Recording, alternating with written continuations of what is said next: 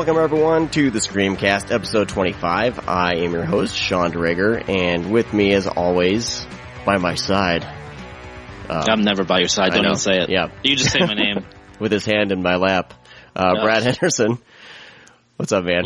Whatever. I know, sorry. Nothing but professionalism here on the ScreamCast. Yeah, absolutely. Well, before we move forward here, Brad has some Blu-ray announcements for us. Do you like what you see? I love what I see. Would you like to touch what you see? Yes, I would. I actually don't have any Blu-ray announcements. I just wanted to get on here to talk to you. It's total bullshit, dude. God, that'd be so funny, though, to set you up for that. God, that'd be hilarious.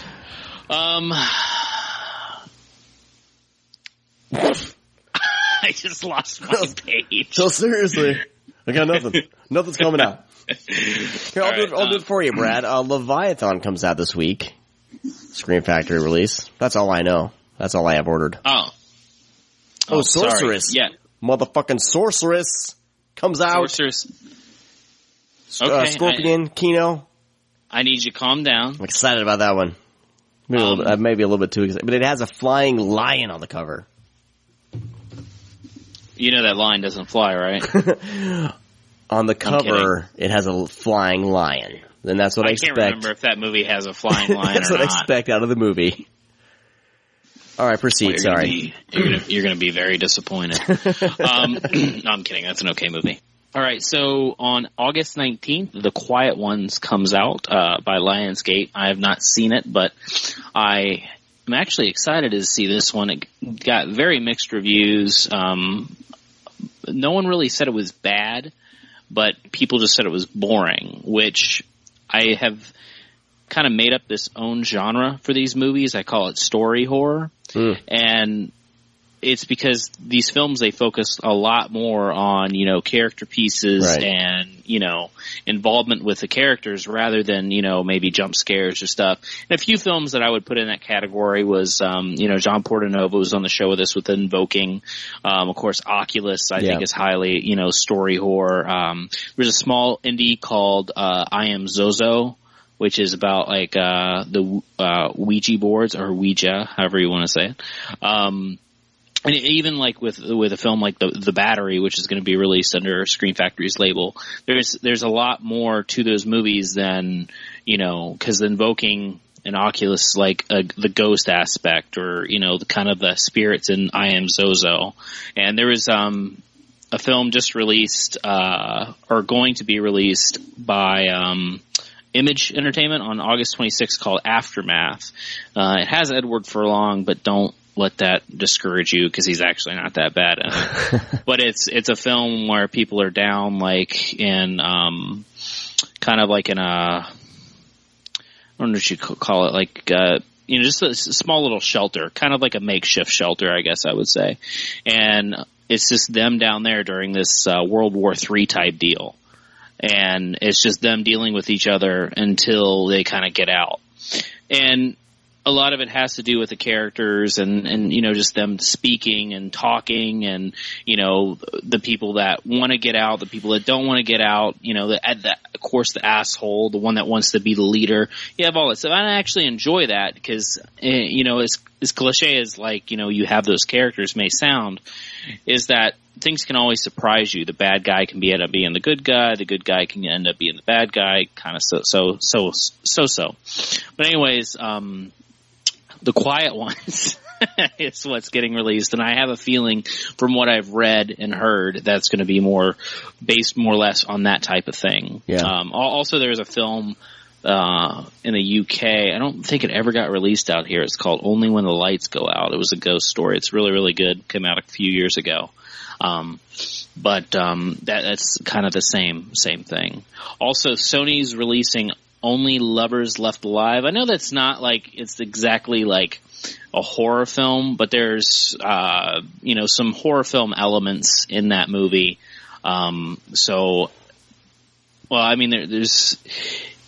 it's kind of like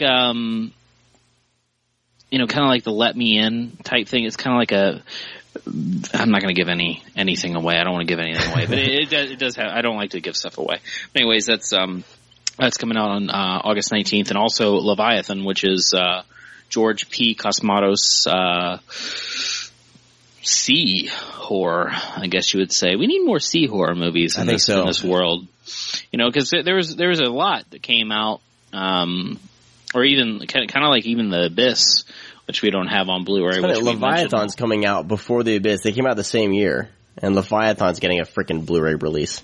Yeah, I mean, we also have like Endless Descent, which is not like a great movie, but I enjoy it. I mean, even like Deep Star 6. I love Deep Star 6 for some reason. Well, yeah, Deep Star 6 is actually really good because like it's one of those story horror things again where that movie is so about the characters and the camaraderie of people, and that fucking creature doesn't show up until like the last 20 minutes. When that movie gets intense, man, it gets intense. And the special effects look great. I saw that when it came out. We rented it, dude, and every year when we were older, we would get to pick movies to watch on New Year's, and that was one of the ones that we picked. And my parents finally let me rent something like an R-rated kind of a horror movie, they kind of like sci-fi horror. They kind of got away with. I can get away with, and we rented that. We watched it as a family, and we had a blast as a family watching that thing. And as a kid watching it, man, it got friggin' intense. We had to pause it to take a break. It gets really like I said, the last like 20 minutes is crazy. But Leviathan is kind of. It's about, some deep sea miners that are going after like this Russian like sub, I guess. Is it a sub? That is, there's a wreck and the mining crew like go down there and there's like a genetic mutation, I guess I would call it, that, basically disrupts their process. Of course. So, but George P. Cosmatos, he's got quite the filmography, but he actually did another great horror film that I would love to see Scream Factory release. And I forget who talked about. I think Brian Sauer mentioned on their Deadly Eyes episode of Unknown Origin, which is a killer rat movie, which Warner Brothers, I believe, has that. But with this deal with Nightbreed, and what was the other one that was getting released that shocked us? What was the other Scream Factory release, Sean, that they announced that Warner Brothers owns? I think New Year's Evil is owned by Warner Brothers, and that's coming out too. So hopefully those deals with them will open the door for Night School. I'll mention it again, Night School. And also The Beast actually comes out on the 18th, which is Monday, today. Haha. Comes out today in the UK, so pick that up. It's an Arrow release. I definitely have that on order. UK? Do their new releases come out on Monday? Yeah. Which makes sense. I don't understand this Tuesday shit.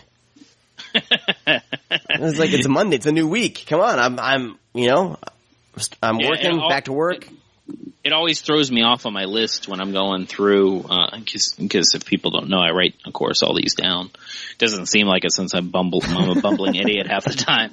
But, that comes out on, tomorrow, Monday. Cool. I mean, damn it, today. We record this show days earlier, people. What are you talking about? We're live right now. We're live. We're live.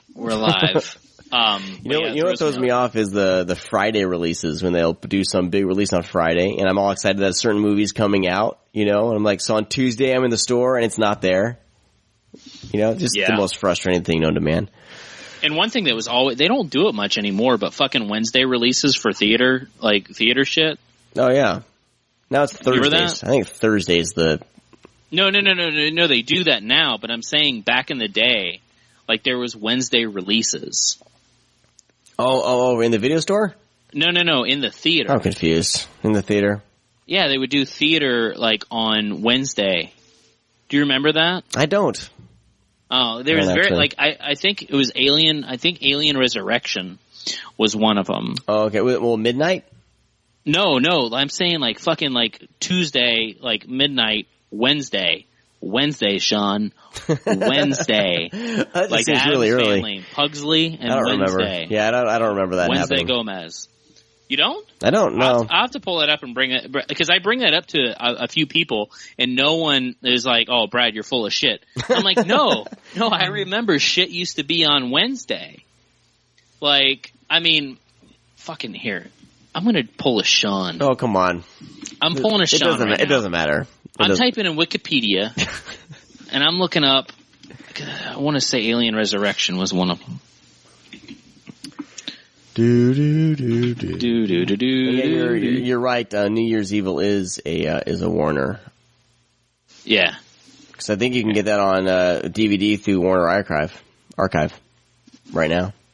Yeah, I think it's $17.99, but just wait, you'll get it in Blu-ray for for a DVD, like $20. DVD-R. Yeah, Warner Archive. I mean, hey, love you guys. I met you guys down at Comic-Con. Great guys, but the DVD-R thing, I don't understand. Paying $17.99 for a DVD-R. My memory serves me correct. Alien Resurrection was released on November 26, 1997. That was a Wednesday. Really? Yep. Interesting. Yeah, it was, I want to say mostly it was geared towards like sci-fi movies, it seemed. Because Mortal Kombat 2 might open that day on a Wednesday as well. It was just, I always remembered it because it would open on Wednesday, and it was perfect because my mom didn't work on Wednesdays. So she would take me to the theater, like, right after school. Nice. And did that for a little bit. But yeah, they don't do it much anymore that I know of, or I haven't seen. I know that the Thursday thing happens now, like at 7 p.m. Yeah. They do. But, yeah, there you go. A little history that's completely fucking needless. I just remember standing in line for freaking Lord of the Rings when those were in the theaters. I was the tool that stood in line and stayed at everybody's spot. Because I had no life. Wait, so you stood in, like, why'd you have to stand in line? I don't understand. Well, we were in Tulsa, and you have like one theater and like 5 no, seats there's or multiple something? theaters, but it was so popular, man. Everyone, like, the release, like, it was, I don't know if it was midnight showing or what, but I remember, I mean, I got kids and stuff now. There's no way in hell I'd do crap like that. I don't need to see the movie first, but, you'd try to see the movie first, so I'd stand in frickin' line. And I would stand in line for like a couple hours. It was stupid. Oh, you're saying like the night of the release. Night of the release, yeah. Okay, I thought you were talking about like fucking overnight shit for some reason. No, that's where I draw the line. I'll wait in line a couple hours, but not overnight. I remember like when movies would open like at midnight when you'd go to the theater on Thursday, yet I'd get there at like Thursday at like 10 p.m. Yeah. And you'd have to like stand in line and make sure you got a good seat because it would pile up. Exactly. And my buddy Kyle, he always he's been doing that forever, and I always tell him because we went to go see Guardians of the Galaxy, and he said, I was like, it was like started at like a 7. I was like, you get there at 5, and he's like, you betcha. And I was like, dude, it's playing like at 7 theaters right now. I was like, multiple screens. We're going to 2D, which no one really goes to around here. Everybody wants to do the 3D and fucking IMAX, which we have LIMAX. That's what we call it over here. Yeah. We don't have a real IMAX screen. And I'm like, dude, and there's like 8 screenings tonight at the fucking same time. Like nothing's good. Like, and we waltz right in. Like Janice and Willow and myself, we get there like at fucking like 6:45, 15 minutes before the movie starts. He's already there. Fucking waltz in. Theater's basically empty. Sit right next to him. I'm like, dude, what the hell are you doing? Like this doesn't have. It's not like that anymore. What you need to do, I remember doing that was Batman Begins. Yeah, well, what you need to do if you don't necessarily have to see it first, like you can still see it opening weekend if you go to the first showing on a Sunday. No one there. No one ever there. It's like that on Tuesdays for me. Boom. Like whenever like horror films and stuff, I won't go opening weekend. I'll usually go like on a Tuesday evening. Yeah. And for like Tuesday and Wednesday, 2 best days to go around here. And we also have a new theater that opened, serves beer, and they have, nicer, seats and shit. Well, everybody flocks over there now. So the theater that we have is okay. It's just everybody wants new shit. And I'm like, fuck it. I'll be alone. I'll get killed in my own theater. I don't even give a shit. So, and then one other thing I wanted to mention, back to Blu-ray announcements. Oh yeah, Jesus, that's what we're doing. Necromantics is getting released by Cult Epics. I think the other sites that have released or have announced the movie, they're saying it's limited to 2,000 copies. From what I've been told by the guy who owns and runs Cult Epics, he says it's incorrect. The thing that's limited to 2,000 is the special poster that's going to be inside. That's limited, but they're not limiting the Cult Epics release of Necromantics, is what I know. And also don't forget that the Arrow's releasing it as well. So, heads up. Boom. That's it.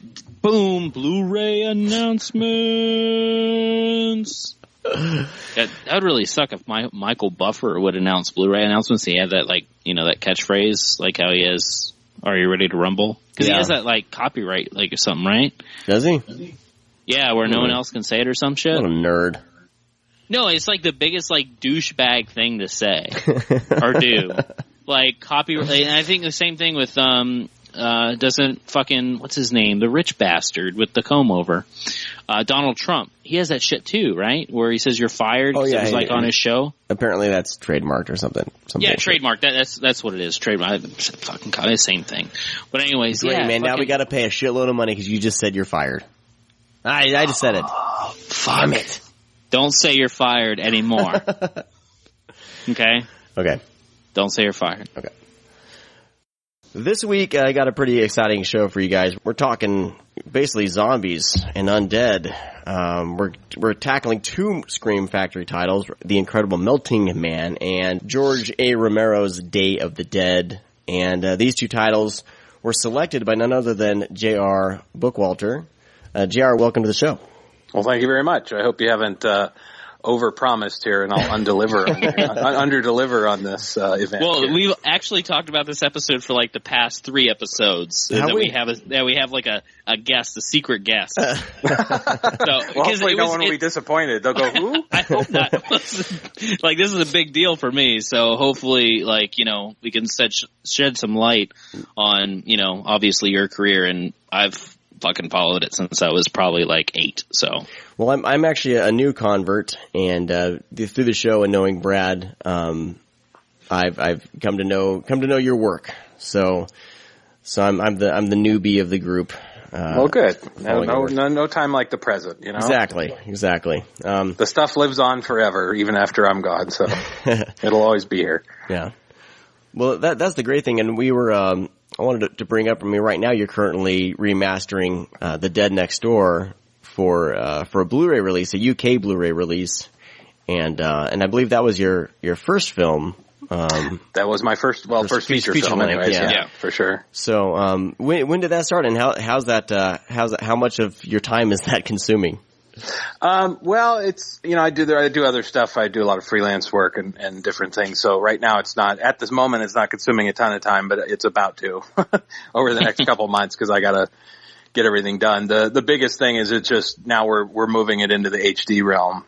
This is actually the third time the film has been mastered, and the first time was back in the old days when, the Super 8 film was transferred to 1-inch videotape, and it was very, low end. Well, not low end. It was high end for the time, and then when Anchor Bay picked it up for DVD back in 2004, 2005, we were able to do a much cleaner version using, newer technology. And now, not quite 10 years later, the technology has advanced again, to the point where I can finally, bring it into the HD realm. So it's, each time it gets a little bit easier. The last time was a real nightmare because we had all this Super 8 film that we had to basically go through and cut into reels so that we didn't have to wind up transferring everything, which would have been a huge ordeal. So it was a matter of matching the picture, finding the shots, the entire takes of the original camera footage, to figure out what we actually, what I actually needed to put the thing back together again. So now I have those reels,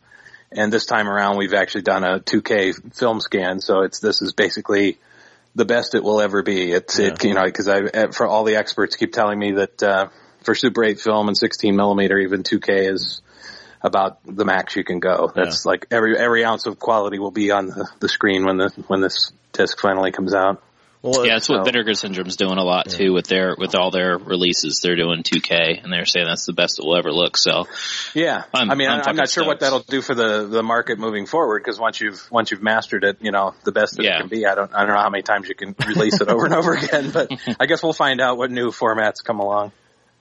Yeah, I was going to ask you, like, when I was doing a lot of because I've had to do quite a bit of research, for this podcast, just so I, kind of seem like I know what I'm talking about. So I have some. You some do bearing. well, Sean. But when I was doing my research, I mean, a lot of your movies, especially the earlier ones, were shot on tape, shot on VHS. And well, not in the beginning. In the beginning, it was I shot Super 8, and then Robot Ninja, Skinned Alive, and Ghoul School were the next three that I either first directed and then produced the second two. Those were done on 16. Okay. And then after that, then it was basically just because of necessity. At the time, the only thing I could afford to shoot on was Super VHS-C, which was not, exactly a premium quality format.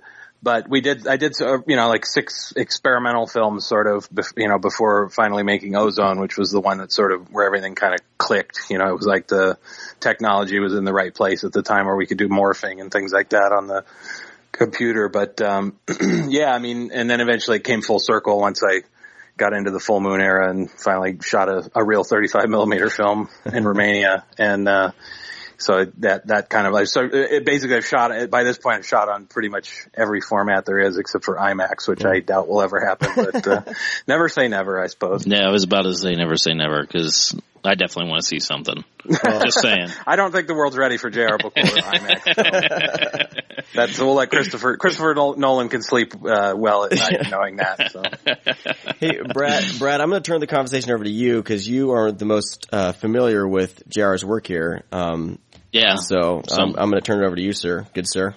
Well, I just wanted to, first off say thanks for being on the show, because I've been a huge fan. I've actually said on the podcast a couple times, I was born at Tempe Mercy Hospital in, the Akron-Canton area. Yeah, that's right up the street from me almost.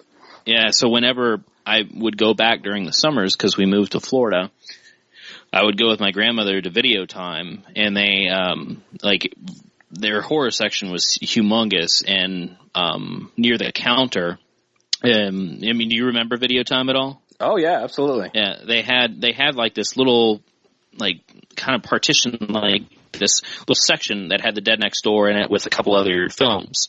And I rented the Dead Next Door one night, and when I picked it up, the clerk said to me, he said, "Do you need," and I was, fucking like 8 or 9 at the time, just talking to a little kid saying, "Hey man, this movie was shot around here, right?" And I was like, "Oh no, that's," because that was huge to me, as a kid, that's a pretty big thing.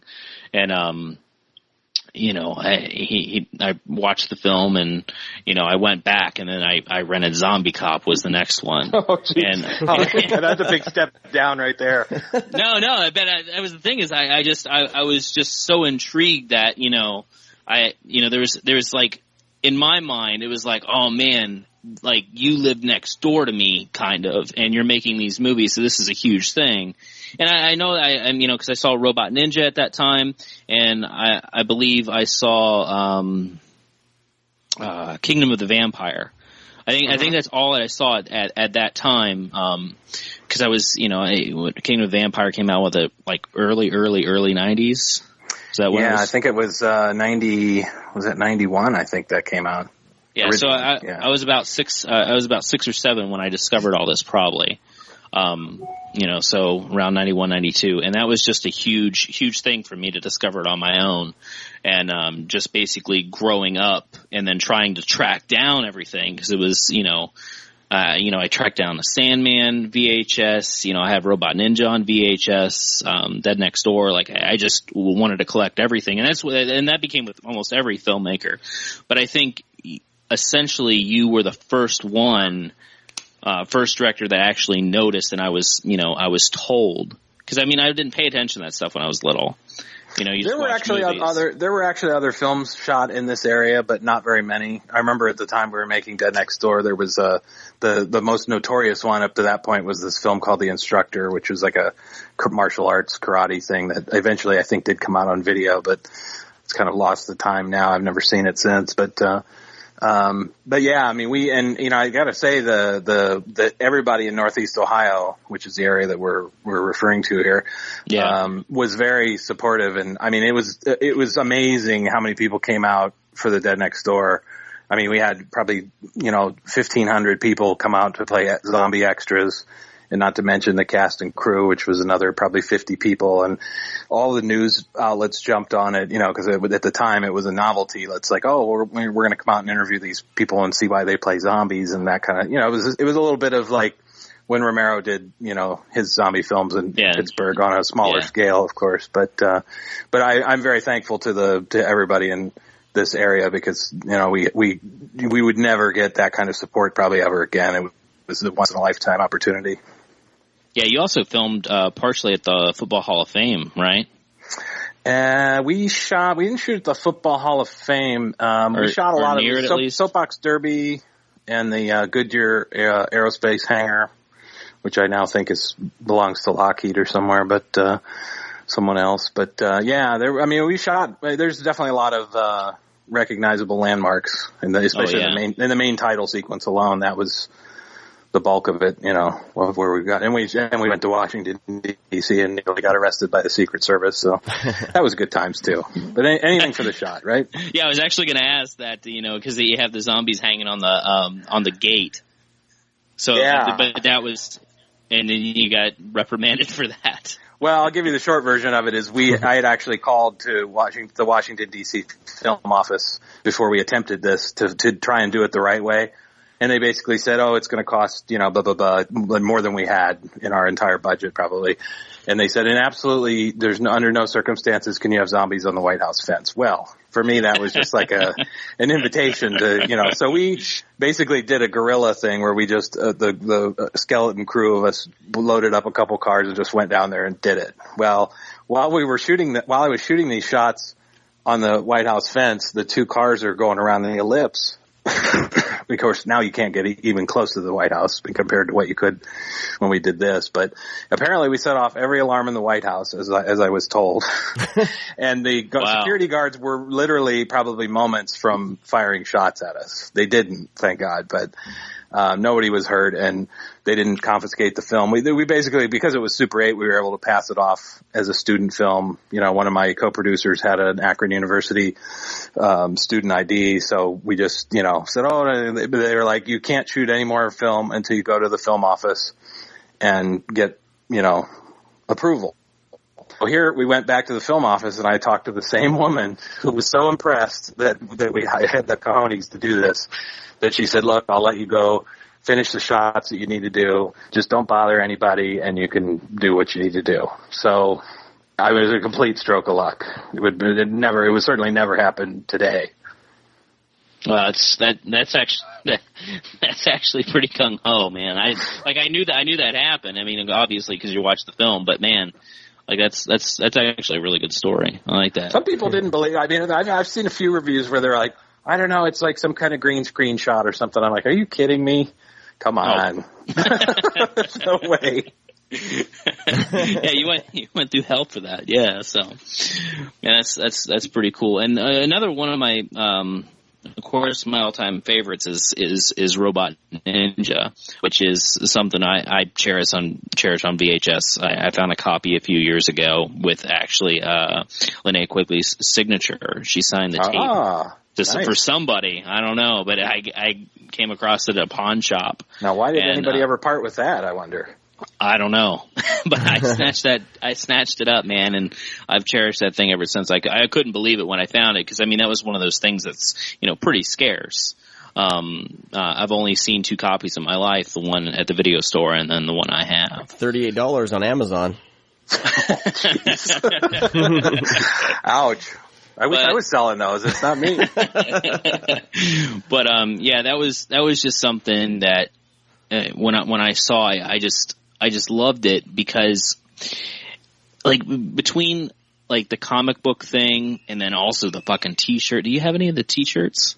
No, Still? I'm not even sure if I have. I may have my original. I think my wife threw out my original shirt because I was keeping it around to use as a rag or something someday. But literally, I think it just disintegrated, or we just finally had to get rid of it. This was 1989. We're talking about. But, that's a long time for a piece of clothing. Yeah.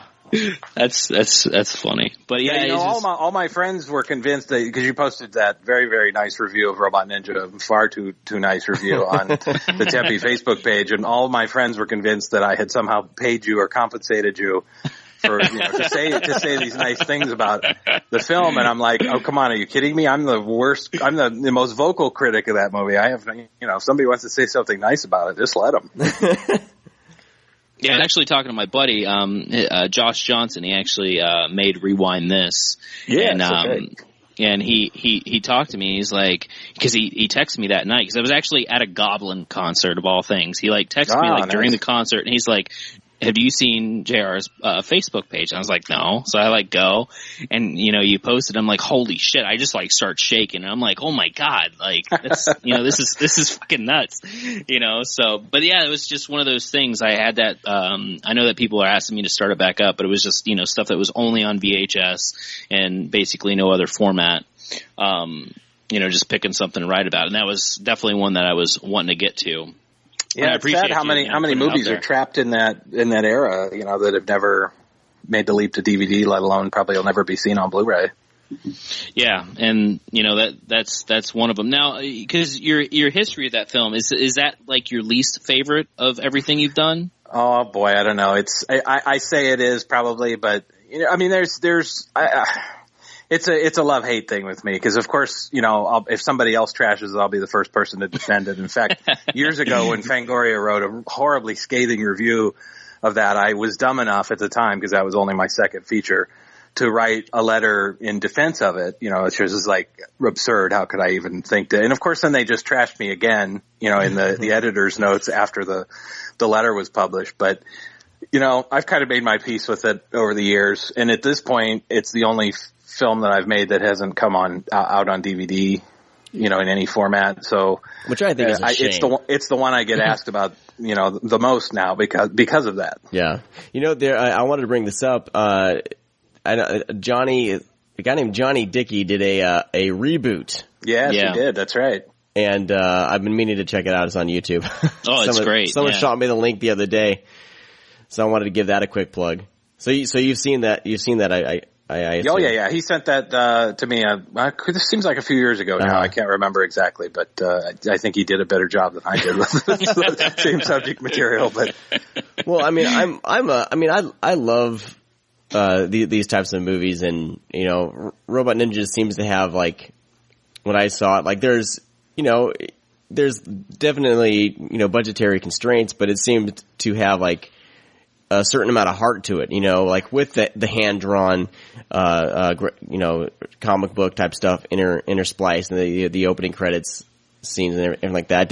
Was that something that meant a lot to you, as far as, because it's about about an artist, comic book artist that becomes a superhero? Is that something? Well, I can't draw worth a damn, but thankfully my friend Dave Lang could, and he did most of that artwork, and continues to draw to this day. But that film it's really a time capsule, because the month we shot that movie was right before Tim Burton's Batman came out. In fact, if you look at behind the scenes pictures, literally the entire crew's got Batman shirts on. We were this was the event for us. And I grew up with comic books and was always a fan. And I wasn't particularly fond of the idea of Robot Ninja. That was a title that the investor threw out, because it was basically what can we make? And he threw out a title, and I came up with the story literally written on the Greyhound bus back from Los Angeles to Ohio, which probably has a lot to do with why it's such an angry movie. And and we did our best with it, but I mean, it was literally we shot it for $15,000. In 1989, a 16 millimeter film shot for $15,000. You couldn't even do that today. It's absurd. The mere notion of it. You couldn't. You can barely do a shot on video movie for $15,000 nowadays. So, in that regard, it does deliver when it comes to gore. You know, that's the one thing. And strangely, the movie is very popular in Germany, of all places. Huh. And I'm not going to make a connection there because I'm from German heritage anyways, but it's got a lot of blood in it. So if you're a fan of blood, that's, you know, something to look forward to, I guess. Blood and comic books, I guess. Who would have thought that would be the funniest thing about that movie that I remember after we shot, I was in probably the editing phase, I think, when the first Teenage Mutant Ninja Turtles movie came out, and I went to see it in the theater, and I was immediately thinking, boy, I think I made a mistake going the dark way. I probably should have went a little more lighthearted, you know, direction. Maybe it would have been more popular, but what can you do? I like the dark edge to it. I know here we're talking about a movie that nobody can get. Well, yet, anyways, we're trying to wrestle that out of. I actually do have the answer print, and a number of years ago, I did a new transfer. Of course, this is a standard definition transfer that was intended for DVD, but it needs a lot of sound work. The sound tracks are not in very good shape, so you know, I kind of want to do it justice and you know, redo the sound and the titles and stuff, and just kind of clean it up. But now it's probably better to just jump ahead to the HD world and do it that way. I'm all for that. Yeah, I mean, it may be cleaned up too much, you know, I don't know. Who knows? But I say that even like, you know, the VHS, there's a lot of dark, you know, really dark you know, scenes. But yeah, it is one of those things that I think that always caught me and still kind of catches me off guard because I'll pop it in every once in a while. And I always kind of forget like how mean and brutal it is at times.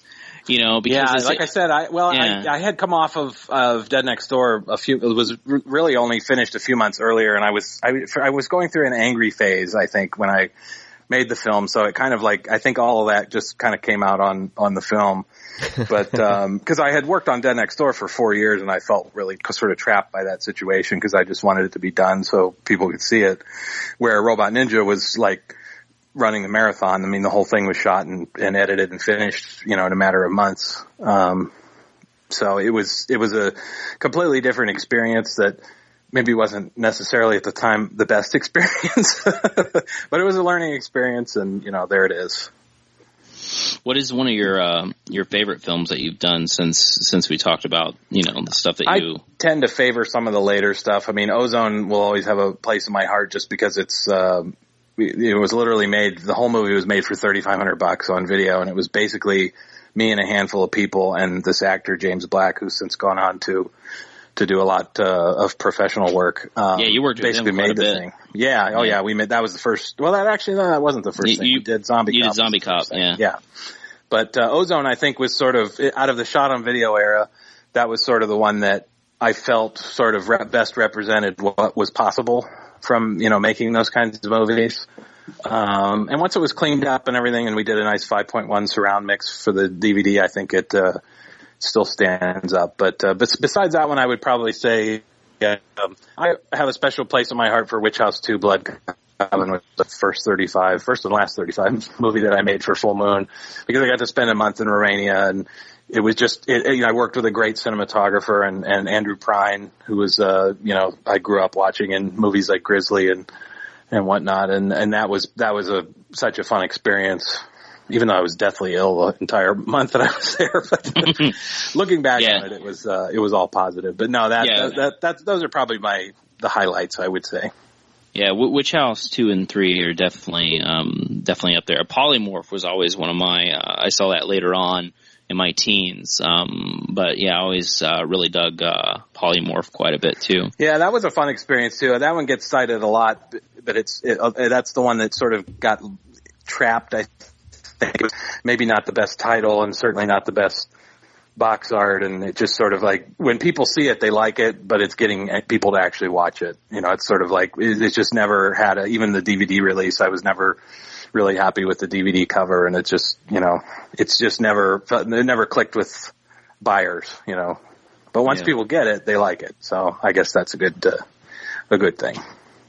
Well, since we talked a lot about Dead Next Door, you wanted to bring, you wanted to talk about Day of the Dead. And, watching both films religiously when I was younger and even still today, there's, a lot that you truly, you could just see how inspired you were by this film, because you have all these like tiny, it's like some of the best homages because, today when directors, use homages, it's like basically like the same scene or the same sequence. They don't add anything of themselves to it. They just have to like do a literal, rip off of what came before, I guess. Yeah, there's just like little things, like just in the beginning, whenever they're, the zombie squad's like driving down, the road and the zombie turns and it doesn't have like the jaw, that type of thing. And even like when, I can't remember, Richards, Scott Spiegel's character, he like pulls out the machete, and just watching that and thinking that because, Johnny has that. In Day of the Dead, he has the machete. And it's just like little things like that just really, really stuck out for me. And, now I get to ask you, were those like small little homages that you did? Oh, absolutely. I grew up watching George Romero's movies and continue to worship the man to this day. And I actually wound up being a zombie extra in Day of the Dead while I was at the Art Institute of Pittsburgh. I got out of high school and went to college briefly between high school and making Dead Next Door. And I think the cameo was probably 6 months or 7 months or 8 months, something like that, before I got the first check to start Dead Next Door. So it was that whole experience was very influential, and just there were books at the time about how Romero made this stuff. So I was deeply absorbed in that whole thing. Yeah. But at the same time, I was trying to put my own spin on it, because with Romero's films, it's like you've got Night of the Living Dead in the farmhouse, you've got Dawn of the Dead in the shopping mall, and you've got Day of the Dead in the salt mines, and they give you glimpses of what's happening outside there, but most of the movie takes place in those key locations. Now, my idea was, well, what is happening in the rest of the world? And I wanted to make it more of a road picture. And I think it has probably more to do with, I would drive a lot back and forth from Pittsburgh to Ohio, on weekends and stuff from school to come back and visit. And, I think I spent a lot of time in the car, and it just sort of like, I thought, it would be interesting if there was like this team of people that were traveling and, dealing with this situation. So I tried to open it up a little bit more, which is the number one thing they tell you not to do when you're making a B movie. Most B movies are made like in one location because it's the cheapest, easiest thing to do. So I immediately set out to do the most complicated thing. But, Yeah, but that also puts you on the map too. So, because that alone, so many locations in that movie. Yeah, there were, and it's not like really any of those locations cost us any money. We closed off the street in downtown Akron, and we had to pay for some police officers and some insurance and stuff. But other than that, people were not. It's not like L.A. where you're paying for every single location you go to. Yeah. I was young and stupid. I was 18 turning 19 when I wrote that script for that film, and I wasn't going to take no for an answer. It was just sort of like, this is what I want to do. Why can't I do it? So you just find a way. Yeah. And it's probably out of all the movies I've made, I would say the least amount of compromises were made on Dead Next Door in terms of, I got most of what I wanted. Just from, awesome. Blind ambition. Yeah. One of my favorite moments in the Dead Next Door is when the zombie head bites one of the characters' fingers. Yeah. Right? And you see see the finger. You see the finger like it's swallowing the finger. There's little things in that movie that always struck me as like when people always say, "Oh, that's such a neat idea," I'm like, but it's just the most obvious thing. If the head's still alive, but when people see it, there's like, and I don't think we photographed it particularly well, but people always notice it, and it always gets a reaction. Well, that's what I like about it is it's not front and center. You know what I mean? It's just happening. It's very that's subtle just what little would happen. thing. Exactly. Well, the big one for me was I had taken a trip to Washington D.C. months before we had ever shot that footage, just to because I'd never been there and I wanted to see what it was all about. The thing that struck me was the sheer number of people that were protesting anything you could possibly imagine. And that was where the idea came from why shouldn't these protesters be against, for zombie rights or against it or the experimentation of them or whatever. And that's another little thing that, it's just a few fleeting moments of the movie, but it's just another one of those ideas that's sort of like, that's kind of an interesting, thing that you didn't normally see. What would people think about stuff like that? So yeah. Which is actually, try to put people use that now. Yeah. You know? Oh, I mean, people. Yeah. It's. Yeah. I think it's far worse now than it ever has been. Everybody will protest anything.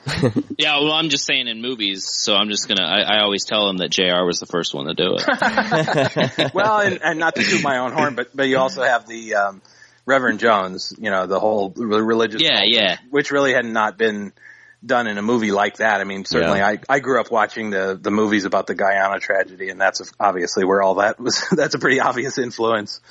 But it really had not at that time been done in a movie. It was certainly not a zombie movie. So I just pulled little things from, life, and that's kind of what we came up with.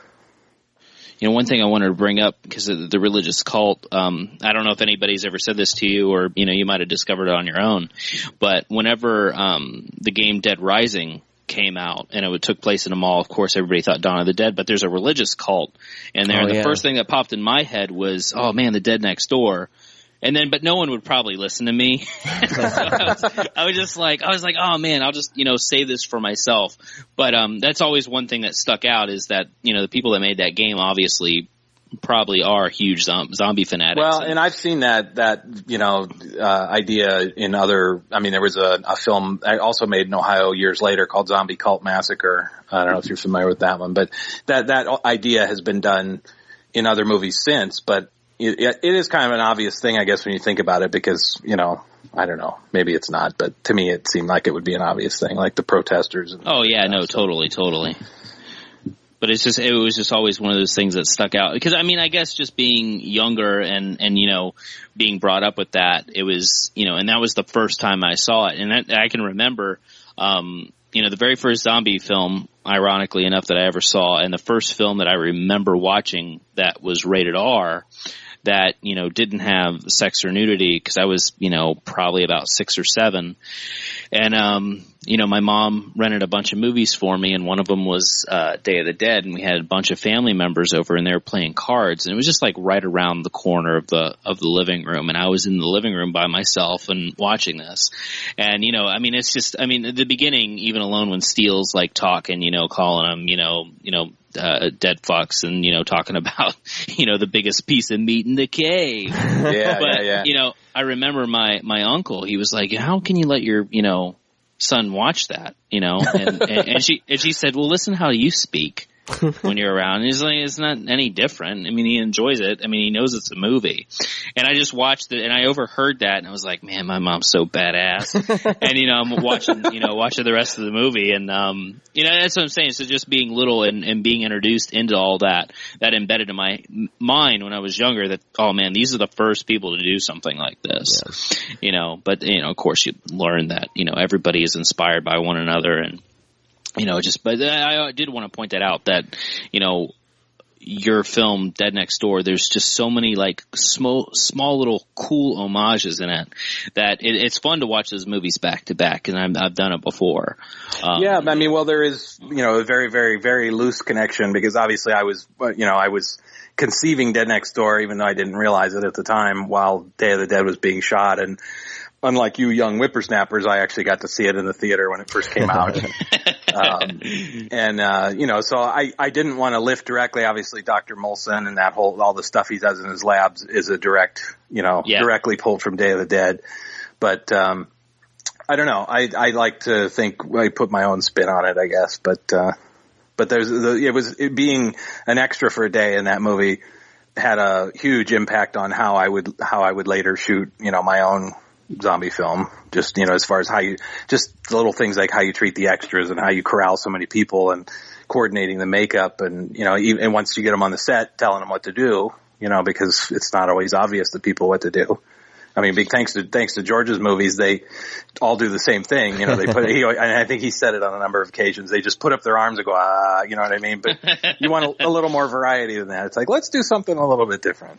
Yeah, I remember him saying that. I think it's in Birth of the Living Dead. I think it is, because I just watched that recently. Yeah, because he says, he's like, yeah, I show everybody how to do a zombie, and then everybody does the same thing I do.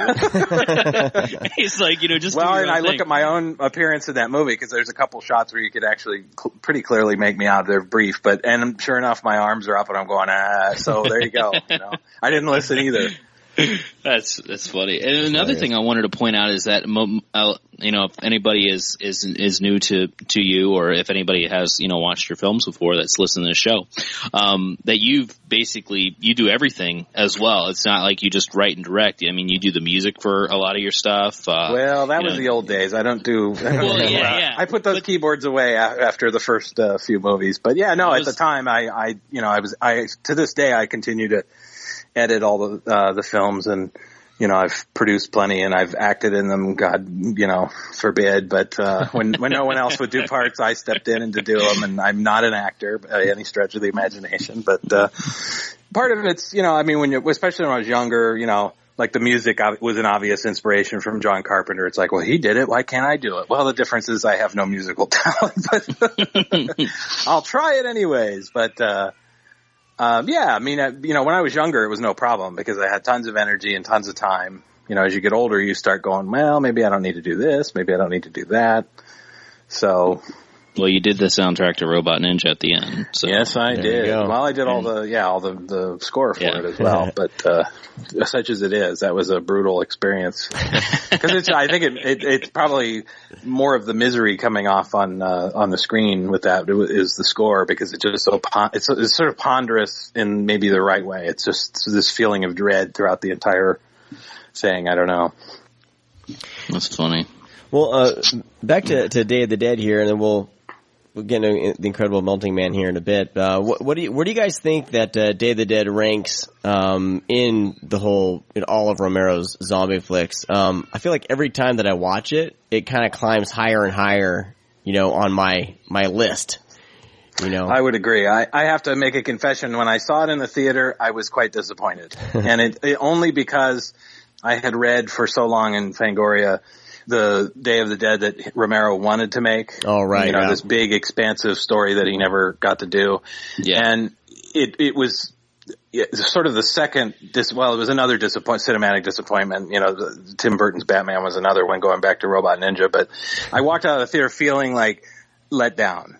But that said, the more times I watched it over the years, now it's a bona fide classic. I still like Dawn of the Dead best, but Day of the Dead absolutely ranks up there, in probably my top 15 horror movies of all time, at least. Yeah. Yeah. Brad, how about you? Yeah, I'm really torn between the two. I guess Day of the Dead hits a little bit closer because the characters. Yeah. Because Steele and Rhodes, even though they're assholes, there's two of my favorite characters, like in 80s movies. Joe Pilato. I forget. Joe Pilato. His performance alone is just incredible, and Terry Alexander's character Johnny. Mm-hmm. He just his accent and just how he presents himself. It's just, there's so many characters in that movie, and with Dawn, it's fun because it's a mall and you try to, think about what you would do, and it's fun. You see him to go shopping, go to the gun store, fortify it, defend it.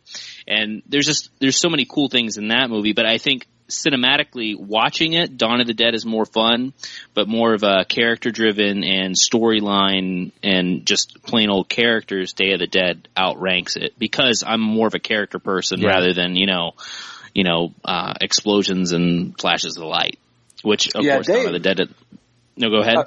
I was going to say Day of the Dead could be tough the first time you watch it because there are very few likable characters. Now, not that there necessarily needs to be likable characters in a zombie movie, but compared to Dawn of the Dead where you're following the four lead people and they're generally likable people, Day of the Dead is like a shotgun blast in the face. It's like, man, oh man, these people are so beaten down and negative and just, nasty to each other a lot of the time. Well, that's what I like about it is because it show. Using those three together without taking the other films in the Romero realm. That's a tongue twister. But Night of the Living Dead, it's starting. You get to see how people react, and it's just so small because it's the farmhouse. Just it's almost like an isolated incident, and after that you get to see a little bit of the aftermath and you get to hear a little bit of what's going outside. But then Dawn of the Dead, you actually get to see the downfall of society almost, and how people act and what's going on, and see people go their separate ways. And then Day of the Dead is just total fucking anarchy. Yeah. You know, because there's not many people left. And the reason why there's not many people left is probably not because the zombies ate them. It's probably because they end up killing each other because of situations like this. So those three alone, you just see this, you know, decline in society and how people act. And honestly, one film I'll bring up, and even the book, The Mist, just, you know, having the mist, putting the people in those close situations and just seeing that happen, it has a lot to say with what would probably really happen in this world if it, you know, that something of that mass, you know, not casualties, but, you know, some kind of, you know, fucking terrorist attack or anything like that. And, you know, something that's practical, not fucking zombies or, you know, creatures from a portal.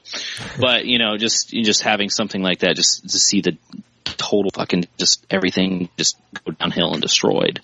And I guess that's why I like Day of the Dead the most, is because I get to actually see that happen. Yeah. I don't know. I feel like it's a little sinister. Day of the Dead, going back to what we were saying about Robot Ninja being an angry movie, Day of the Dead is a very angry movie. Yeah. And I think Romero was angry, probably, maybe it was subconscious, but I think he was angry that he didn't get to make the movie that he always wanted to. And I think it came out in a different way in the script for that film, which is not a bad thing. Yeah. Yeah. And now on the set, did you actually, you know, because you said you were only there for a day, you know, did Romero know, like, did you get to speak to him at all, or did you actually get to talk to, you know, Nicotero or Berger that were on the set? Oh, well, I actually knew Tom Savini in high school. Oh, okay, cool. My friend and I, David Barton, who was a makeup effects artist and's gone on to do a bunch of stuff since then, he and I would drive to Savini's house and nag him all the time. And Savini was very gracious in putting up with us. And when I moved to Pittsburgh to go to the Art Institute, out of high school, I went there and hung out with him a few times, and Greg Nicotero was there, and I believe it was, I can't remember who else was there, but there's several of the K&B guys, at least two of the K&B guys that started were there. So I knew Greg, and when he saw me, on the set of Day of the Dead, he's like, "Oh, look, your arm's bare. Come here, I gotta do something with your arm." So he did a cool, like, latex thing. I had like a half jacket on, and he you know, made it up better and whatever. And saw Tom there as well, and Tom was sort of like the entertainer for all these zombie extras, because we spent the most of the day literally just, you know, sitting around doing nothing, waiting to be shot. And he would come out and put in like, you know, James Bond movies like Goldfinger and stuff, just so we have something to watch and entertain us while we were waiting. Because it wasn't until late in the evening that we actually got to shoot. And to George Romero's credit, he actually hung around and took pictures with a bunch of us afterwards. I got a great picture of my roommate and I with Romero. And, you know, I'm sure I blabbed in his ear about, "Oh, I want to make movies too," or, you know, whatever at the time. Yeah. I actually did get to meet George in a more, intimate environment, I guess, years later when we did a documentary on Night of the Living Dead. And I actually got invited to a screening of The Dark Half in Pittsburgh that he held just for his family and friends. And that he actually came out of that screening and walked right up to me and said, "Man, I watched your movie Dead Next Door. I really like that film." And I was like, "Whoa." That's incredible. I'm now going to fall on the sidewalk. No, that's fucking fantastic, man. Like that's my George Romero story, I guess. But no, that was a huge honor because, you know, he's the man, still is. Yeah. Well, I know that if anybody hasn't seen Birth of the Living Dead, it's incredible. Incredible small little, you know, documentary about the life of Night of the Living Dead. And George Romero, just like when he's on like his interviews, he's just so charismatic. Like you just love him. And, you know, and he just like tells it like it is, but he enjoys like everything he's ever done. It seems like he doesn't, when he even tells like stories that kind of suck. Not the stories suck, but, you know, things that sucked in the actual, you know, that happened to him. It's just, he just, like, just says it with a laugh, you know, and just doesn't really give a shit. And just, you know, he embraces everything. That's what I've always liked about him. Well, that's the only way you can get through, because this industry, it can be very, very cruel to people. And that's probably the only way you can really, you know, survive it as long as somebody like him has. You just gotta take it on the chin and move on. What do you guys think of his of Romero's the newer zombie movies? Like Survival of the Dead and Diary of the Dead. Did you feel he was kind of, he's kind of missing a step with those ones? Or I own them all, and I think they may not be the strongest movies, but I find a lot to like about them. But what do you guys? Because the horror community can be really harsh. Especially, yes, they can. Especially nowadays, and they just want to shit all over those ones. But for what they are, it's a Romero zombie movie, and I'm not gonna, not expecting like The Godfather. I'm expecting an entertaining zombie movie, and while they haven't reached the heights of say Day of the Dead. Well, the thing with that is think? Like they people say that directors lose their touch, and I always say, well, I know you said it, but how do I respond? I say, I don't know if it's they lose their touch. I just think they want to go a different route because obviously some things didn't work for it. Even though we consider movies classics, some movies just didn't work for that director financially, and maybe they want to change something. And I still think that those types of directors like Carpenter, Craven, Romero, they're still making the same movies. It's just that we see other things, and we look back at the stuff of the 80s and 70s, 80s, and 90s, and it's okay for it to be cheesy.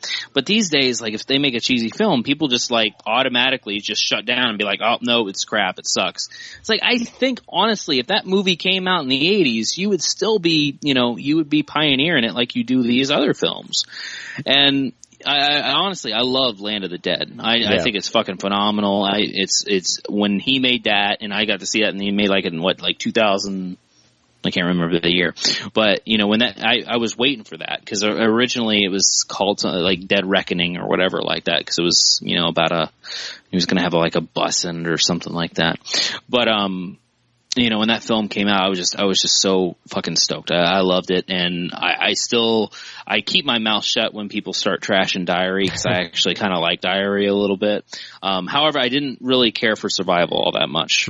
But yeah, I still love Romero's realm of zombie flicks. I really do. So, how about you, JR? The first time I saw all three of those, I was fairly dismissive of them and maybe a little bit angry that he had made them, but only because I really wanted to see him do something else like Night Riders. You know what I mean? Like that's to me is one of my favorite Romero movies, and it's such a personal film to him, and you can tell it is that I kind of was like, don't go back to the zombies, do something else. But I actually just watched all three of those again fairly recently and sometime in the last 6 months. And, they're actually very well made movies. And I think he tells the story well. And I actually found myself liking them more than I did, much more than I did the first time around. And, I was going to say you were talking about, I think there's something that we worship these older movies, and it's very hard for filmmakers to top them to some degree in our minds. But every film is difficult to make, and I'm speaking from personal experience. And it's going to be different just because of the circumstances of how it's made. It could be you got shorted on how many days you needed to shoot, or this, that, and it could be any number of variables. But I think that has a lot to do with why some of the later output tends to become erratic, or at least that's the way we view it, I guess, from our favorite filmmakers, that it's not the same as it used to be. Yeah. But anyways, is where Romero in my eyes has never made a bad film. I like them all. So.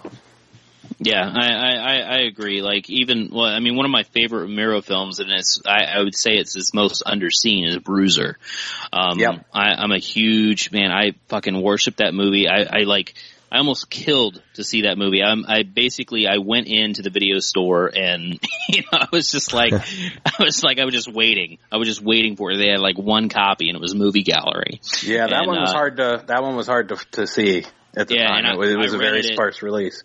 And just one of those things is Jason Fleming has always been my number one actor. And, for him to be in a lead in a movie is just out of nowhere because he's basically only done it like twice.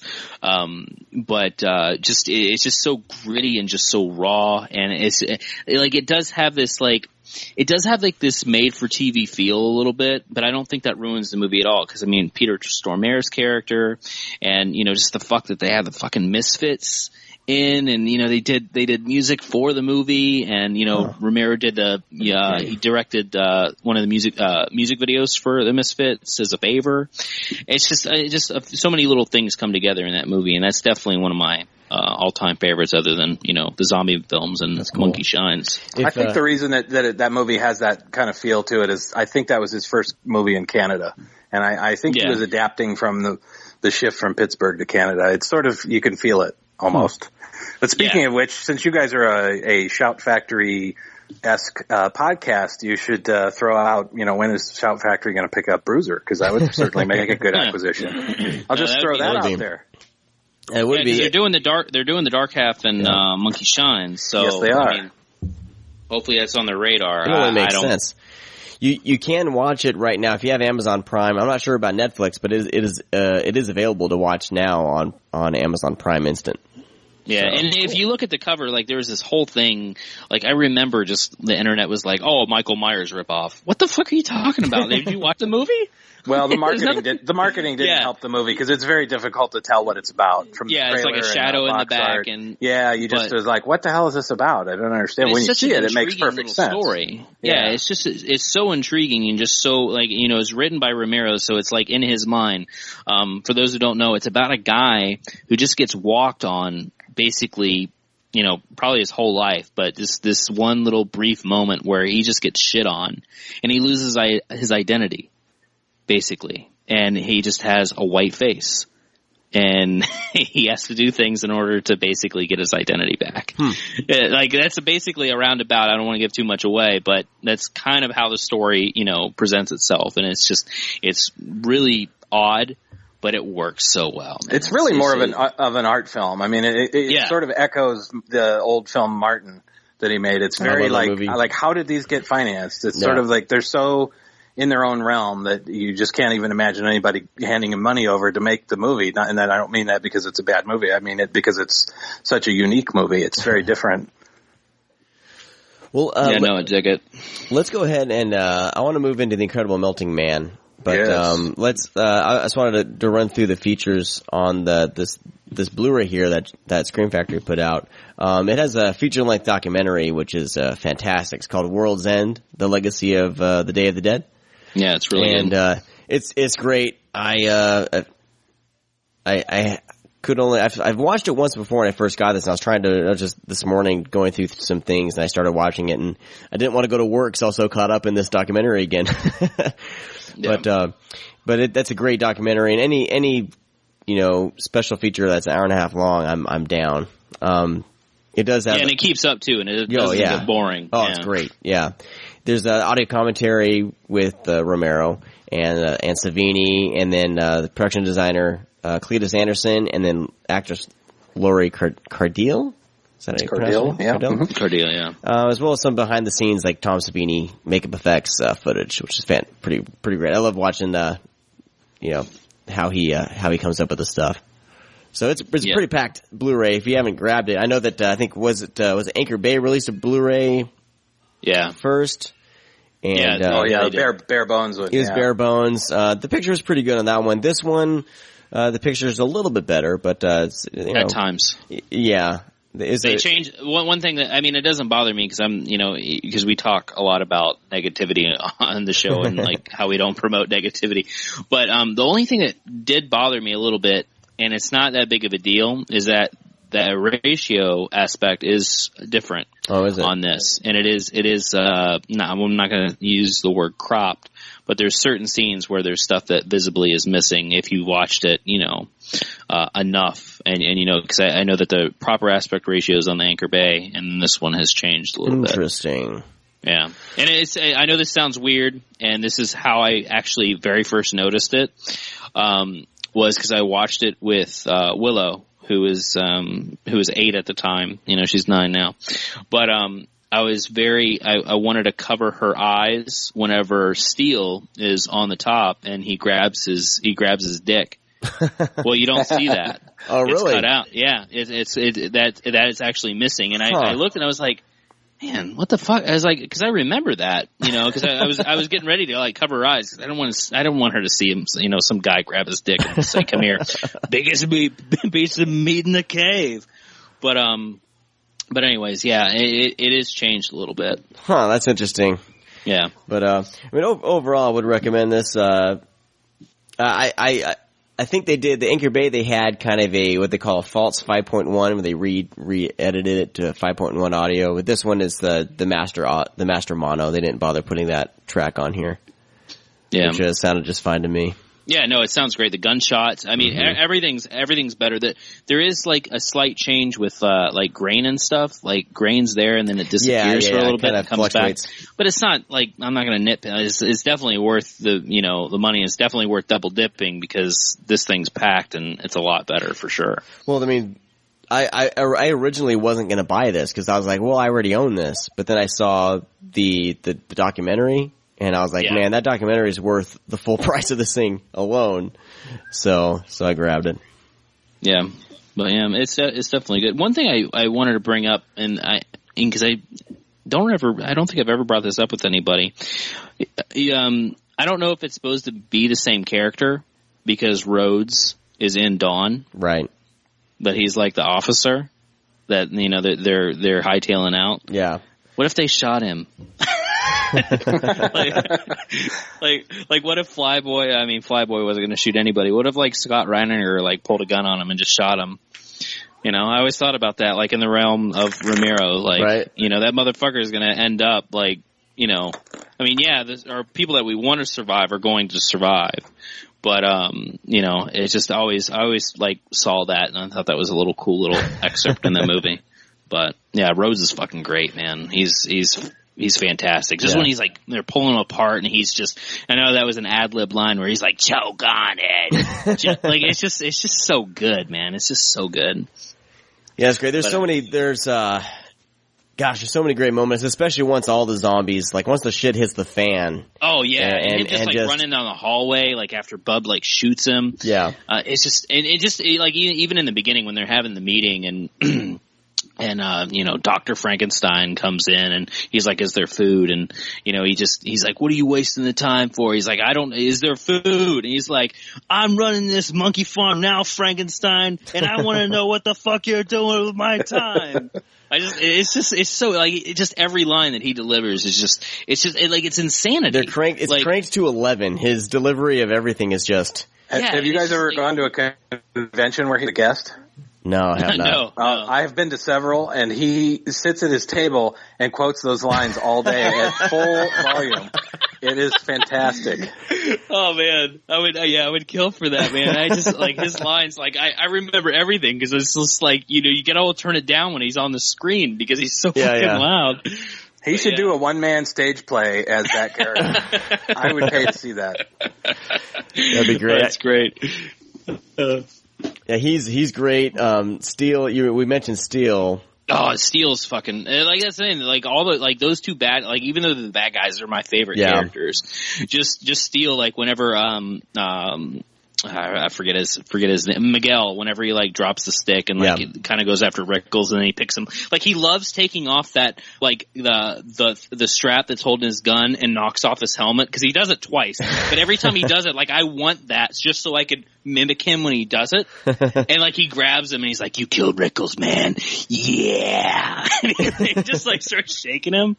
Oh man, it's classic. He's almost like I would almost want to see him as like a at the time WWF. That's what I was thinking of it, but he would make a great wrestler, Like I'm surprised he hasn't done any wrestling, movies. Well, I'm just surprised that they didn't go on to do the kind of villains because the villainy and just the villains that they play, they're just great. Yeah, it would be hard to top those characters. I think so for sure. Yeah.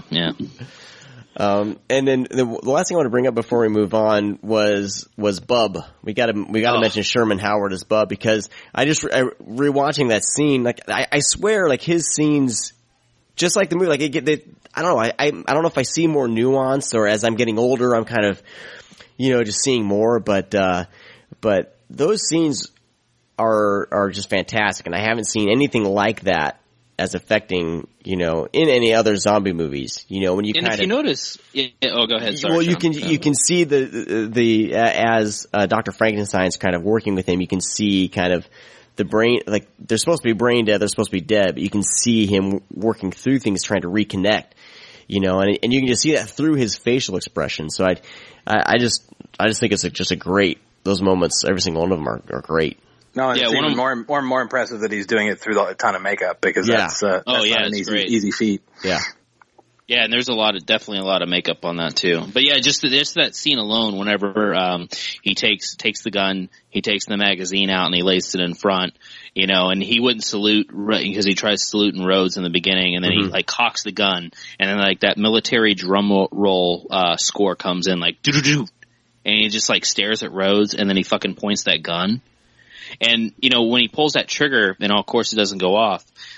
Just the look and hurt that's in his face, like, oh shit, I'm in fucking trouble. Yeah. And just through his eyes alone, you can just read so much from that actor. It is incredible. It's really good. So it was, Sherman Howard was his name. And I'm sure he's been on other things, but that's what I know him from, I've actually seen him on some TV shows now and again. Yeah. I don't know if I would recognize him, you know what I mean? But, but it's just, to his credit, he took a zombie character and just totally, fully fleshed out a zombie, And going back to what I was saying earlier about no likable characters, Bub actually is the most likable character in the whole that's movie. the funny thing. Exactly. Ironically, and I'm sure that was intentional on Romero's part.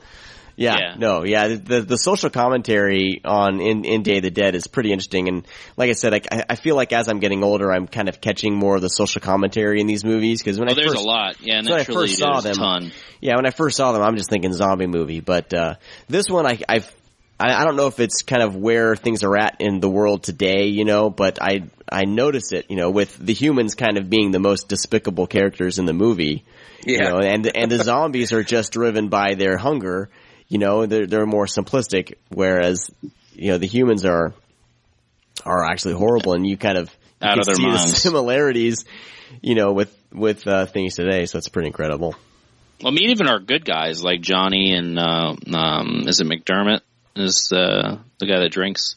Yeah, the Jesus, Mary, and Joseph. Yeah, he's great. But even them, like, even though they're good guys, like, the one guy is obviously probably an alcoholic, and Johnny Johnny's just lazy, he doesn't want to fucking help, and he's too busy. He's like, they got the top 10 films, they have the tax returns. They're just down there reading about tax returns, and, the apocalypse is happening upstairs, but no one really gives a fuck. Yeah. Did you notice at the beginning when they pull in one of the soldiers is watering his marijuana plant? Yeah, I think it's Nicotero's watering his weed. Yeah. It's great. Well, anyway, Day of the Dead, great. I feel like if you feel like this is one of the lesser movies, I would challenge you to give it a rewatch. And being that it was already released on Blu-ray, I think it's pretty hard for people to pull the trigger, but there's enough on here to make it definitely worth it. I think so. And it's like I said, I feel like it's a movie that kind of grows on you. So I would say definitely grab this sucker. Let's move on to The Incredible Melting Man. And which is, I'm sure you're thinking, what in the hell did he pick that one for? Yeah, that was going to be my question. Like, why? I mean, I enjoy the film, but why?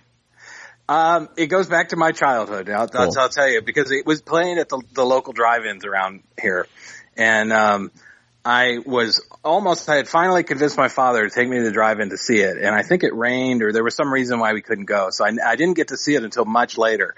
But my first experience with that movie was actually an article in Starlog magazine. This was before Fangoria even existed, where they showed all these great gory pictures of Rick Baker's Melting Man makeup, and all I could tell you is it triggered something in my brain just snapped and went, I have to see this movie. So even after I saw it, it's not a great movie by any stretch of the imagination, but I love that movie. It's a guilty pleasure. For sure. Yeah, no, I agree, and it's some of the, Rick Baker is. I'm sure that most of our listeners definitely know who Rick Baker is, but obviously, American Werewolf in London. He did, The Howling, did Funhouse, did of course Videodrome, did the special effects for the music video for Michael Jackson, Thriller. He's prolific. prolific. Yeah, I mean, just like, when he very first started, like with Jeff Lieberman's Squirm, and there's actually a small film in the 70s he did called Track of the Moon Beast. It's actually on Amazon. I think it's on Amazon Prime. You can watch that. It's great too. But I think Octoman. Don't forget about Octoman. And Zebra Force, early Rick Baker film. But yeah, I mean, he's known. I mean, he's up there with Stan Winston and stuff like that. I mean, he's just in of course Rick Botten, and he's just fantastic. But I think that's one thing about the Incredible Melting Man that always stuck out to me, because I came across that when I was in my teens. I had a VHS of it, still do, and just watching that and be like, holy fuck, man, this thing is like crazy. It always reminded me like the inspiration between and RoboCop. Whenever he gets the toxic waste, I mean, that's what that was when I saw that. When I saw the Incredible Melting Man, because I saw it after RoboCop, I was like, man, it's just so perfect. Just to see the disintegration of somebody like that, it's just phenomenal, and that's what always really stuck out with this film. Yeah. Well, basically, I mean, the plot's very simple. I mean, an astronaut basically, wakes up in a hospital and he's deformed and basically melting, and he's zombie-ish, where he gets hit with something like murderous. In space, and he comes back and he just basically starts melt. It's one of those things where it's pretty obvious how it's going to end, but when it does end that way, you're still satisfied. Yeah. It's like, okay, that's exactly what I wanted out of a movie called The Incredible Melting Man. Right. Well, the thing what's interesting about the interview with the director William Sachs, I think that's how I pronounce his name, but he was kind of wrestling with the studio, because the studio wanted like a serious, scary movie, but his whole idea was 1950s and 60s kind of schlocky monster creature feature. Yeah, exactly. That was the right approach. I think, because how else are you going to sell that? Yeah, and it still feels that way. But he seems to be sour on the. He didn't want the space stuff in the beginning. He wanted you to kind of figure this out. Well, yeah, because all the stock footage does kind of like drag it down in the beginning. You're like, what? Yeah. Yeah, and all the dialogue. Apparently his version, there's a lot less dialogue and more about the monster. But and you could tell that because there's tons of like dubbed and dialogue that they did later. Like, oh God, his ear. It's like, yes, we can see what it is. Yeah. You don't need a voiceover to tell us what it is. We're not that dumb. Maybe you can do that with, whenever you're doing the Dead Next Door, you can have dub somebody and go, the finger. Yeah, exactly. Like, look at him to make it more obvious. Oh, look, the zombie's swallowing a finger. No, but you'd be surprised when you sit in an ADR session, is where they dub these, movies sometimes. You would be surprised how many times producers ask for retarded things that just don't make any sense. Like, why do I need to add this? It's like, you really don't think people could tell what this is? It does happen. I used to work for a clothing company, and I sat in with the owner and the artist, and they were kind of working through some things. And it was a Christian company, so he wanted he wanted there to be a message with the design, and I would hear their conversations, and I just felt so bad for the artist, because I looked at the picture, I got what he's trying to say through just the picture, but some people just want things to be just spelled out for them. And it seems to be a lot of producers in Hollywood, that seems to be what they want. Like, they want to just dumb everything down to the lowest common denominator. And you see that in kind of every mainstream movie that comes out. It seems like things are just over-explained, over-plotted. No, and like you were saying when you gave the synopsis, it's like, how much more does this need to be explained? Right. Goes to space, catches a virus, comes back, melts. That's it. It's just they got to fill in all that 90 minutes, I just imagine that pitch to the studio. Like, yeah, right? Just sitting down, like, what's your idea? And no, but now there would be like a whole like boardroom full of executives going, well, maybe he can have a sister, or maybe he needs a love interest, or like they'll muck it up with God knows what. I'd love to see them remake that movie. I don't know how it would ever be possible, but that was always that and Basket Case are like two movies that I would love to see remade someday. I want to see Basket Case 2 remade. That's a stretch. I see Moonface, which actually is played by David Image. Yeah, the that's guy right. who plays Fanboy. It's just an odd thing because I mean he didn't really do much, but he plays Moonface in fucking Basket Face of all things. And it's just odd that he stepped in to do that. But side note, all right, Incredible Melting Man. Here we go. Well, Incredible Melting Man. I mean, the problem with this movie is, and this is why it's great that we're tacking it on here, because it's not one of those you can really go in and really have any kind of deep conversations on. I mean, we can try, but I mean, the makeup effects are the star of the movie. Amazing. Oh, absolutely. Absolutely. When his eyeball just drops out, and it's almost kind of like, if you watch it, if you put it on mute, it's kind of like a comedy.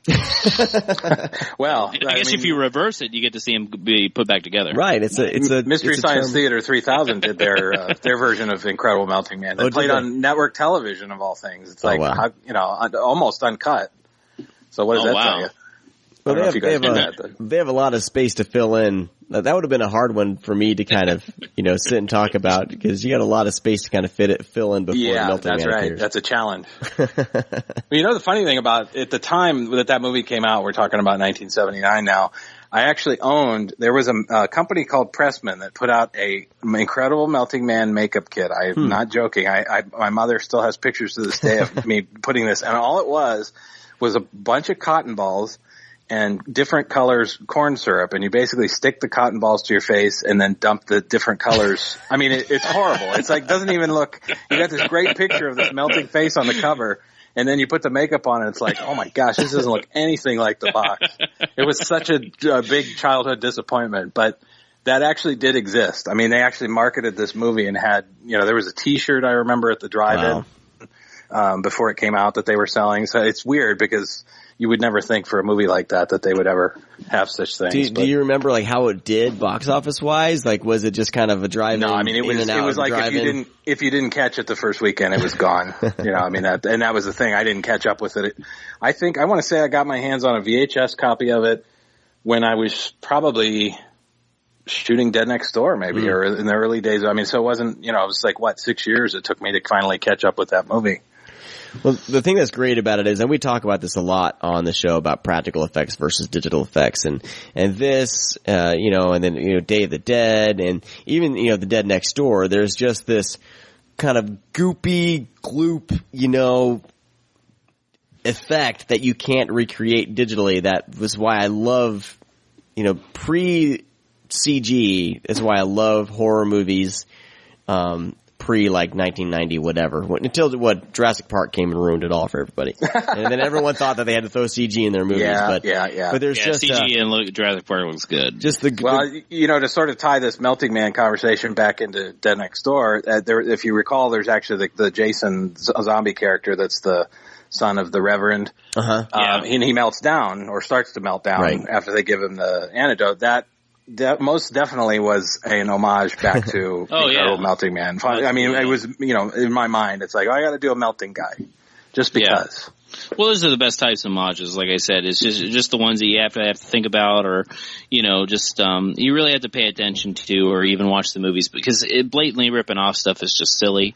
But just having little things like that is just super cool, and that's something I didn't pick up. So and most people, I mean, I probably didn't even think about it until just this very moment. It's like, well, I actually, that was an inspiration. Yeah. As it was for David Barton, the makeup artist that did that stuff in Dead Next Door. So we were both obsessed with that movie. Well, I mean, the disc is probably pretty cheap, but the interviews are pretty great. I love that the director's so candid, and of course you got a great interview with Rick Baker as well. So it's probably pretty cheap right now. Yeah, and I gotta give props to the Shout Factory for even.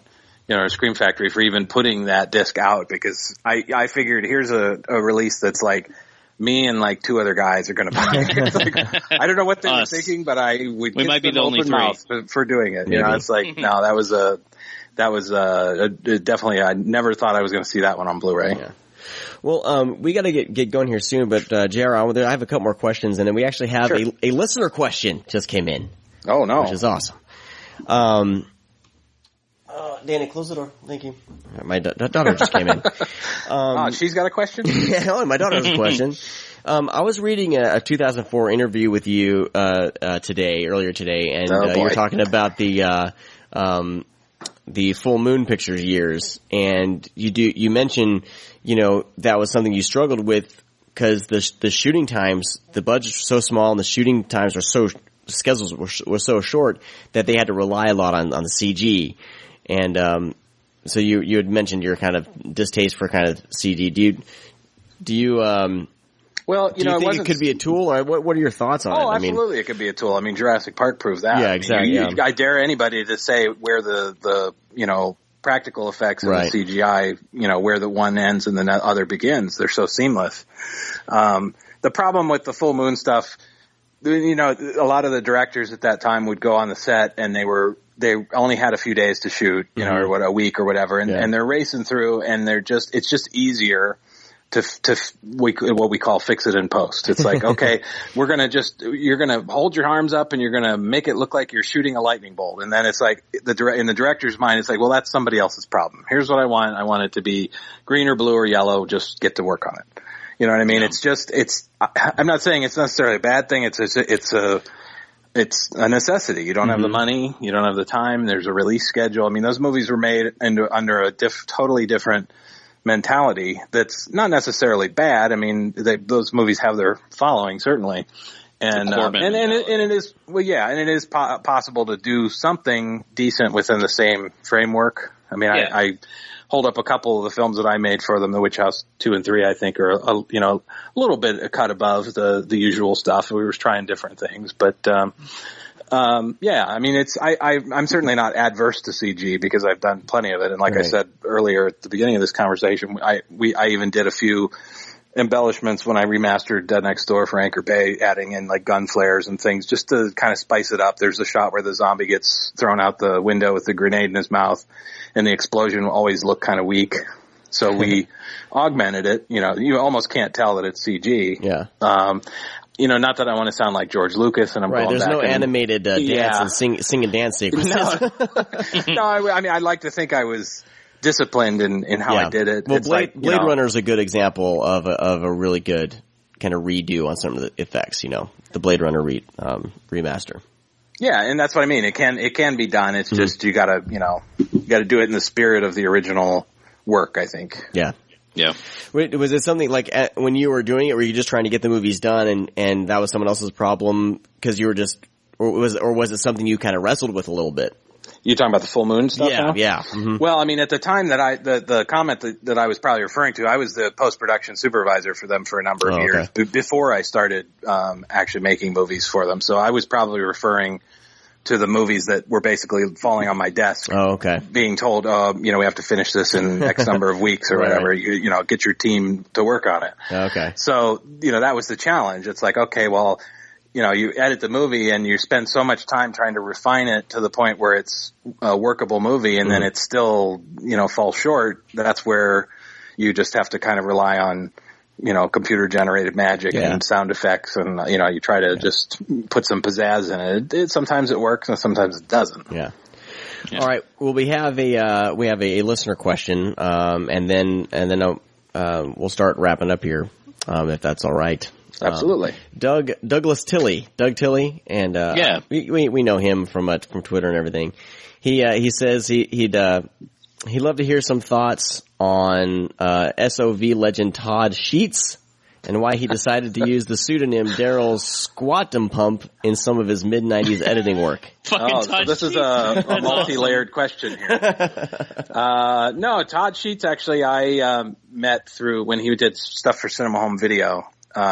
He was cranking stuff out the zombie bloodbath movies, man. Yeah. And Cinema Home Video started picking up a lot of that stuff, and then when Cinema Home Video abandoned it, I kind of carried the torch, and it wound up a lot of that stuff came out on my Video Outlaw label back in the VHS days. So, I went to Kansas City many times and met with Todd and worked with him and throughout the course of those movies. And I give Todd a lot of credit because he was cranking those things out, and he really, I mean, he had a lot less resources even than I did, and I didn't have many resources at the time. But as far as like the post production gear and stuff like that, I mean, he was handicapped on what he could do, but the guy always made the best of it, and God bless him, he just kept going and still is going. He did two to three movies a year. Yeah. No, I mean, it's just... I mean, he has some good shit, too. I mean, like, I saw Dead Things, years ago. I still like the zombie, like zombie bloodbath, zombie rampage movies. Yep. They're just fun. I mean, he knew how to just take that schlock and, he just makes fun movies, So do you have Todd was a little bit like the I call him the Robert Altman of underground horror movies because Altman was a master filmmaker, but he didn't always hit it out of the park every time. He's known for The Player and he's known for MASH and certainly other movies in there, but every once in a while he'd come up with these curveballs where it's like, whoa. And it's just because he's making so many movies. You know what I mean? The guy made so many movies in his lifetime. And, you make so many movies, there's not going to be, not every one of them is going to be great. Yeah. It's just not going to happen. And so. the second half of the question, it was you he was referring to, the pseudonym. Yeah. Right? Yeah. For the editing. I kind of squashed those questions together. That actually started, there was, one of my crew members, James Edwards, who was, started on Dead Next Door when he was very young and eventually went on to be Scully and Robot Ninja and a number of the other films. He, I believe he was the first one to come up with Yolanda Squat Pump. And that sort of was like the birth of, we were looking for fake names to stick and pad out the end credits or something like we needed to because we had so many cast and crew anyways. But, and over the years it just became like we would try and one up ourselves, like, making a whole Squat Pump family. And I want to say one of those movies, there was a typo.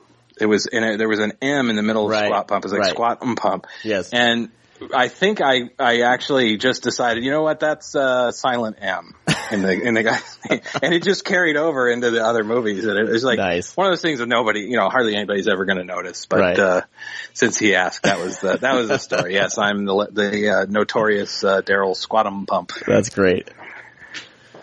All right. And then you're currently helping with the remaster of The Dead Next Door. Is there anything else that you're working on that we should know about, or? No, I mean I'm sort of in a transitionary period from. I had done the Tempe DVD stuff for so many years, and the DVD market's kind of like in a weird place right now, where it's not really like I haven't put anything out too much in recent years, so I'm kind of transitioning from that and, eyeing the possibility of getting back into the production and things. We'll see. Who knows? Yes. I never say never, but, I want to kind of put there's three films that I own that I have the original film elements for, and I kind of want to put those, archive those for the future in HD, to these 2K remasters and then we'll see what happens. Something Scream Factory could do. No big deal. Hey, that would be good too. No, because believe me, no one was as surprised as I was when Anchor Bay picked up Dead Next Door. That was certainly a high point because at the time they were the ones. Now Shout Factory's kind of swooped in and picked up the mantle and carried the torch. So. Yeah. Well, hopefully with the release of, with 88 Films is doing it. Yeah. 88 Films released in Dead Next Door. Like, maybe there's going to be, because like I said, even stated in the review, there needs to be some kind of resurgence. Because like I said, there's a lot. I mean, this is just one person, people. This is just J.R. Bookwalter, there's plenty of people like that have made amazing films in their life that are just kind of, beneath the floorboard and kind of lost in a way, and they need to resurface. Yeah, they have had DVD life, and which is nice because that gives your movie a little bit more to live on. But there's plenty of films out there that are dying, and that's why it's important for these companies to purchase stuff like this and pick up license and us to buy it. So, anyways, people need to. Yeah, well, and I'm hopeful we'll find some deal in the U.S. to get the Blu-ray out, or at least hopefully around the same time as the UK disc, so people don't have to import it. But was the UK disc, is that a region 2 or are they doing well, we haven't decided. They're leaving it up to me, and I'm kind of like I'm not sure which way I want to go with it. I don't like the idea of region locking because it I want people to be able to see the stupid thing if they want, but at the same time I kind of want to protect any potential US release. I guess it just depends on how we do it. If nobody else puts it out, then I'll probably just put the thing out. If you're listening, Scream Factory, this is where you jump the gun, and you need to just say, "Hey, Yeah. Well, That's right. In the meantime, it is on DVD, and you can rent this for like $1.99 on Amazon. That's right. So probably Voodoo's probably the same way. So it's definitely, I think it's a fun movie, man. I'm glad that I finally checked it out, and I'm looking forward to catching this on Blu-ray when it comes out. I'll probably be grabbing the UK version. Yeah, there's probably, I think there's going to be at least one extra that's sort of UK specific for the 88 films collector. So there will be something on there that won't be on the US release. I don't know exactly what that's going to be yet. I'm still knee deep in remastering. Well, I'm excited to see the HD version for sure. Brad, did you have anything else before we sign off here? No, I'm just stoked that JR was on the show. Oh, I appreciate it. Thanks, guys. Well, Jerry, thank you so much for spending the evening here with us, talking just a little bit about your films, and we would love to see a J.R. Bookwalter resurgence set. Like screw the Vincent Price set. Like J.R. Bookwalter set. I'm not quite sure about that, but who knows? Stranger things. That'd be amazing. Maybe a new film. I don't know. Well, like I said, stranger things have happened. Never say never. Exactly. Well, JR, thanks again for talking to us. You can, I need to give you, where can people find you on the internet? Do you have a website, Twitter? Facebook's probably the easiest. It's just facebook.com/JR Bookwalter. Great. That's probably one way, or I think JRB Tempe on, Twitter. And then the TempeVideo.com, the website is sort of still there. It's more of just a storefront these days, but there's some other stuff on there as well. Okay. And cool. Brad and I are going to start a Kickstarter for Robot Ninja 2. Well, we got to get the first one out first. Oh, yeah. So that people have to sort of rediscover it, because Brad knows it, but not everybody else does. So. No, it's just something that, hopefully we can get that out somehow, because that's something that, I've told plenty of people about it, and people are like, what the fuck are you talking about? Well, which is usually how Brad, most of my movies are. You're not the only nut that wants to see a Robot Ninja sequel, so there are more nuts like you. Yeah. Right. And I mean that in the best possible way. Of course. I know. All right. Well, you can check out the show, of course, over at thescreamcast.com, and our Twitter is scream_cast, and you can find Brad and I, link to us. You can find our personal Twitters via that route. I want to thank all you guys for listening, and all of you have a great evening. Thanks. God damn it. All of you have a fantastic week. See you guys. Oh, don't tell me you're leaving. The party's just begun. I don't really have any outline or anything for this one. Figured we'd talk. We never have outlines. We never do. Oh, okay.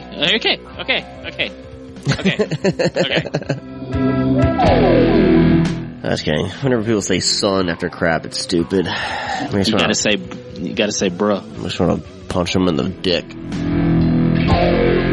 I forget what I called it. God damn it. Edit. God damn edit. Dude. You're so negative. You're a bastard. Alright, bring us back in. I got something else to say. This has been the ScreamCast. You've been listening to Brad DeRegger and Sean Henderson. Dear God. Have a good night.